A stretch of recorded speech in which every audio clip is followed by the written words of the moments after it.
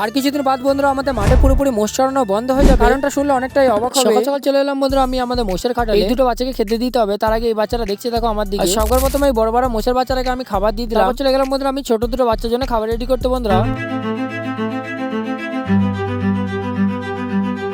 Finally বন্ধুরা আমার খাবার রেডি কমপ্লিট হয়ে গেছে। তারপর চলে গেলাম আমি মোষের বাচ্চাকে খাবার দিতে। সবার প্রথম দিলাম আমি প্রিয় প্রসেনজিৎকে, তারপর দিলাম আমাদের প্রিয় ভিক্টর বাবুকে। নামগুলো কেমন হয়েছে কমেন্ট করে বলবেন বন্ধুরা।